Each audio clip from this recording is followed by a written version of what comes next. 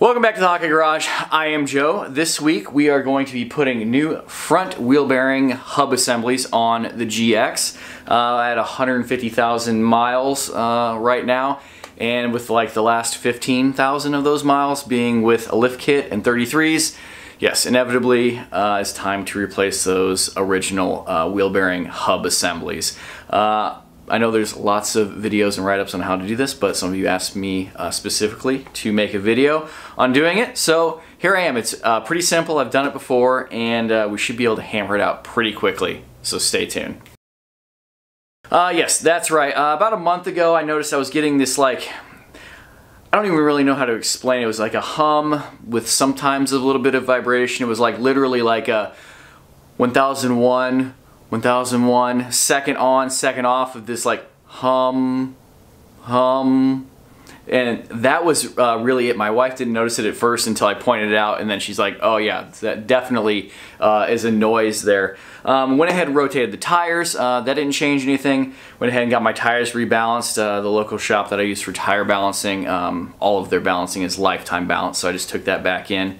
About 10,000 miles now on the BFGs, and they've been great. And they said they took a little bit of weight, just pretty much normal wear and tear, nothing extreme. And the noise, hum, vibration thing pretty much stayed the same. Went ahead and jacked up the front end because I assumed at this point it was probably the wheel bearings.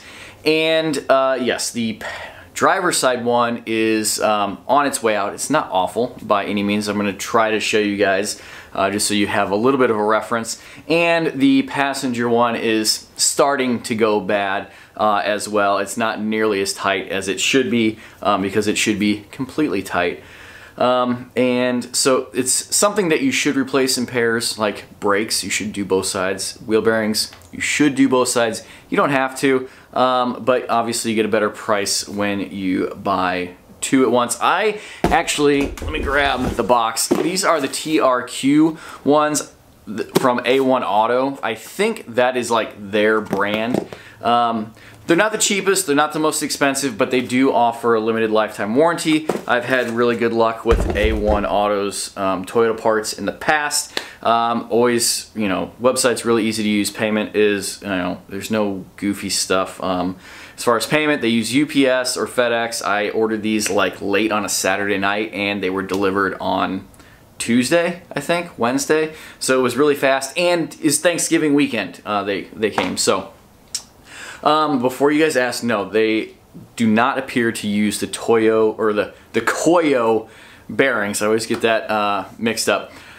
But, because in case you didn't know, the Koyo bearing in like the Japanese car, at least in the Toyota, is like the staple. It's like the OE quality, something along those lines.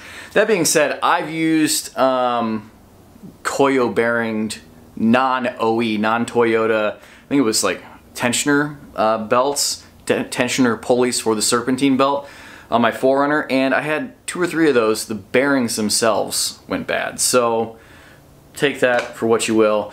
Let's go ahead and get down to the tire, try and show you what you can look for if you're having some issues, and then we'll kind of dig into the replacement process. Alright, real quick, I'll try to demonstrate, you know, other than the feeling and the vibration and stuff, what you might look for. It's in park, obviously it's jacked up. I'm on a jack stand. Tension's off the tire. It's still bolted to the hub. The lug nuts are tight. And if you really start to wrench the tire back and forth, yes, the steering will start to move. You're just looking just to apply just enough pressure. And you probably can't hear that on the video, but there's like a little like metal slapping sound, which is the bearing, and it should not be doing that. And I don't know if you guys can see like the tire going back and forth. That's not the rubber flexing. That's the whole thing. It's not the knuckle moving. That is the wheel bearing. And the passenger side is about half of that, but still going bad. There's no grinding when I am turning the tire, you know, when there's no load on it. So that's why I didn't really know at first, but that is definitely the wheel bearing. All right, as you can see, yes, I have the new one in. You guys aren't going to really miss anything by me doing this. You're going to take the tire off, obviously. Then you're going to undo 2 bolts on the back of the brake caliper. Get that out of the way. Would also strongly recommend removing 1 bolt here on the spindle. Allows you to move the bracket with the brake line. It's much easier. Use something to hang that out of the way. Bungee cord works really good.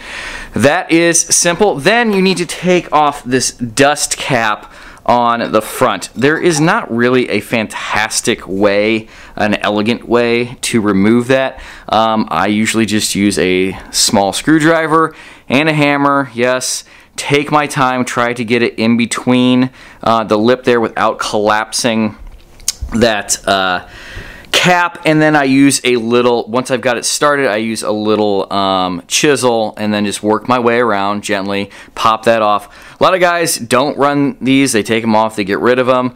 I like it, especially here in the Midwest. It keeps all the salt and junk off of these giant spindle, axle CV, shaft nuts, whatever, which are already pretty difficult to get off of anyway. The size of what socket you will need will differ depending on if you have factory CVs, aftermarket CVs, what nut the guys at the shop or you put back on, and then obviously you're going to need to remove that cotter key. Do not use an impact to loosen this nut unless you're going to be replacing the CV to, I mean, technically yes you can. It can be pretty abrasive, pretty aggressive on those CV shafts. It doesn't matter what you're doing to the bearing because you're getting rid of that anyway. I would say loosen it by hand if you can, even if you have to use a big cheater bar on your ratchet. Then once it's loose, then go ahead and use an impact or something to zip that off, save you a little bit of time. Same thing going back on, you can zip it down, don't give it any ugga-duggas. Just, you know, get it down there, then tighten it by hand. You do need to really follow the torque spec on this because it affects the bearing preload, it affects the CV shaft. You got to get that as close as you can. Definitely do that. All right, now to get this hub off, there's 4 bolts. You're going to have to loosen every one of them, all 4, about halfway, then start to pull the bearing out because there's not enough gap.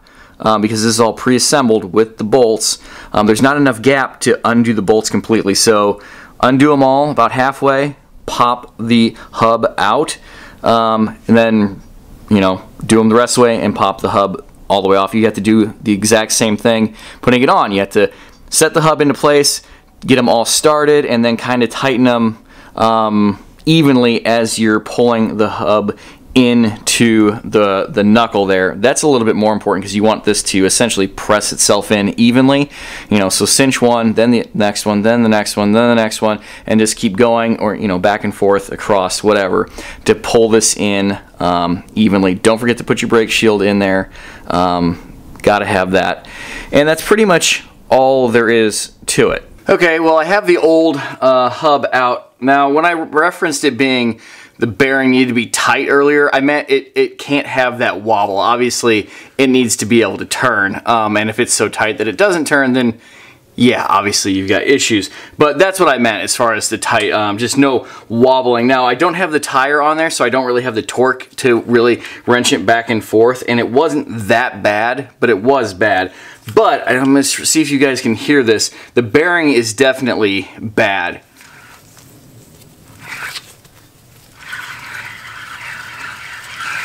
I don't know if you guys can tell that or not, but it's definitely like a dry sound. And of course the new one will be a little bit tougher to turn than that because it should have lots of grease packed in there and everything should be packed together relatively tightly, quote. Yeah, this bearing is definitely bad. Well, that's pretty much all there is to it. Getting the dust cap back on can be a little tricky. It's pretty snug. Don't just go beating it to death with a hammer. If you have a dead blow, that would be fantastic, or 2 dead blows where you can kind of work back and forth or at the same time. Just take your time, don't mangle it. It's supposed to be tight to keep out the dust. But other than that, should be good to go. If you're new to the channel, please subscribe, give the video a thumbs up, and turn those notifications on. We try to drop a video every Sunday. Follow the links in the description down below over to my Instagram and my Facebook, and of course, comments, questions down below, or feel free to email me anytime, hawkeyeskunkworks@gmail.com. So until the next video drops, thank you for watching, take care, goodbye.